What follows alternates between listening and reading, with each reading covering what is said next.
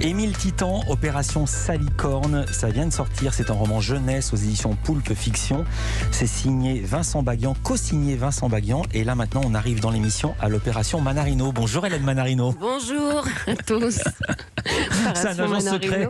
C'est drôle. Ouais, le héros, c'est un agent secret. Ouais. Donc j'espère qu'on va apprendre des choses un petit peu cachées grâce à vous. Opération Vendelle aussi. Voilà. Bonjour Vincent Baguian. Bonjour. Je suis là pour dévoiler presque toutes les choses que l'on ne connaît pas encore de vous. J'espère que vous êtes bien réveillés, puisque vous travaillez essentiellement la nuit, quand il n'y a aucun bruit, comme ça personne ne peut vous déranger. Et vous êtes capable de travailler jusqu'au petit matin. Alors heureusement qu'il y a vos spéculoos dans un yaourt avec du miel pour vous réveiller au petit déjeuner. Mais comment vous faites? L'agent secret. Vous avez vu? Il n'y a pas dans votre livre. Alors, Vince Bag, c'est votre surnom de vos amis, mais de tous. Surtout, on va se rappeler quelques bons souvenirs de votre vie et il va falloir quand même nous expliquer pas mal de choses. Vous allez voir. Commençons par l'enfance. Une enfance bercée par Georges Brassens et puis surtout, cette anecdote qui prouve votre imagination débordante. Vous avez un jour raconté à votre professeur que vous n'étiez pas venu en cours puisque vous aviez été invité, vous et toute votre famille, à dîner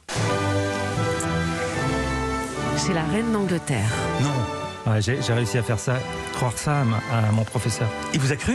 Il m'a cru et donc il était d'autant plus vexé après quand il a appris que c'était faux. Parce que vous avez dit que c'était faux après. Bah oui. Non, c'est mes parents qui ont eu rendez-vous avec le prof et la prof a dit je vous félicite pour la reine d'Angleterre. Mes parents ne comprenaient pas. Vous aviez quel âge? J'avais 10 ans. Oh là là. J'ai raconté que mon père qui travaillait au PTT avait installé des téléphones là-bas et que c'est pour ça qu'à ce titre-là qu'il était invité. Alors on va continuer notre voyage, Vincent Baguian, et on va se diriger vers l'Allemagne. Avec votre amour de jeunesse, une Allemande, elle a voulu vous présenter à ses parents, mais vous ne parliez pas un mot d'allemand. Mais cette jeune fille vous a appris à dire une phrase. Vous savez la phrase? Oui, elle m'a appris à dire une phrase horrible, c'est horrible, parce qu'elle m'a appris à dire, moi je croyais que j'allais la demander en mariage, mais elle m'a appris... Dites-la en allemand pour les gens qui parlent allemand. Mais elle a appris à dire « Du stinkst wie eine alte Frau unterm Arm ». Ça veut dire tu pues comme une vieille femme sous les bras. C'est ce que j'ai dit à sa mère en fait, en pensant lui demander en mariage. Voilà, alors vous avez quel âge? Vous aussi Non, j'avais 17 ans. Oh là là. Alors merci de l'avoir dit parce que je l'ai noté cette phrase, mais je n'ai jamais parlé allemand de ma vie, donc ça n'aurait pas du tout. Du coup, maintenant, je ne parle pas allemand, mais je sais faire une vraie demande en mariage en allemand. Ouais.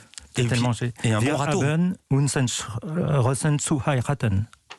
Et ça veut dire puis-je vous épouser? Nous avons décidé de nous marier. Alors fini les langues étrangères aujourd'hui. Votre langage préféré, c'est la Rosalie Titi Pampan, voilà, que vous chantez à vos enfants. Vous aimez aussi cuisiner. Votre spécialité est un poulet au citron confit. Mais votre plus grande activité, c'est quand même le bricolage et surtout changer les joints de la salle de bain, transformer, améliorer plus généralement.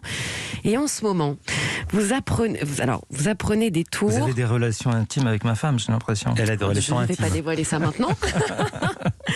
Vous êtes un peu mentaliste, Vincent Baguian. J'adore la magie. Ouais. C'est vrai que et vous apprenez souvent pour les faire lors de dîners entre amis. Voilà. Ah oui? J'aime beaucoup la magie. Et vous pouvez faire une démo ou ça prend beaucoup de temps? Et ça prend un peu de temps. Il faudrait que je vous fasse une démo avec des cartes ou avec des... Non, c'est pas très radio. Et mentaliste, vous ne pouvez pas Hélène, donner le code de carte bleue de Philippe Vandel, par exemple. Alors Vincent Baguian, vous êtes aussi un homme passionné. C'est une bonne idée, ça. Je sais. Vous êtes aussi un homme passionné de shopping, enfin de chemises, surtout celle d'une boutique dans le 3e arrondissement de Paris. Vous êtes capable de ressortir avec tous les modèles. Vous aimez prendre soin de vous, vous avez raison. C'est un petit coin tranquille, comme le titre d'une de vos chansons. Sinon, vous aimez vous détendre en lisant L'île de Robert Merle ou en rêvant d'un décor de neige, où il n'y a que ça d'ailleurs. C'est peut-être un signe que lorsque vous êtes parti au Sri Lanka, vous avez perdu votre passeport, appel téléphonique pendant des heures, 4 heures de discussion avec un interprète pour au final le retrouver. Et ça n'arrive qu'à vous. Alors Vincent Baguian, votre bonheur, vous le trouvez auprès des autres, surtout dans le travail, les artistes, les musiciens, des souvenirs incroyables, comme lorsque vous faisiez la première partie de Zazie. Tout le monde dormait dans des hôtels et avec les musiciens, chaque hôtel signifiait une mission très particulière. Je n'en sais pas plus. Je vous demande de terminer ce portrait avec cette anecdote, s'il vous plaît. Allez-y, c'est à vous, Vincent.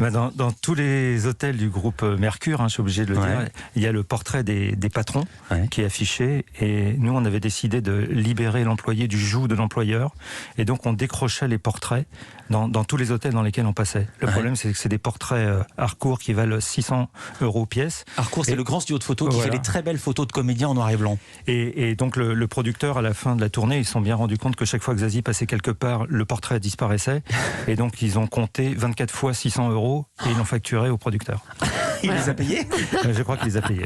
Et ils sont où les portraits? Eh bien, il y en a un peu chez tout le monde. J'en ai quelques-uns. Si vous voulez, je peux vous en donner. Ah bah oui, dans le bureau de dans le Philippe. studio. Si vous... Et vous-même, vous avez un portrait Harcourt ou pas? De moi? Ouais. Non, pas encore.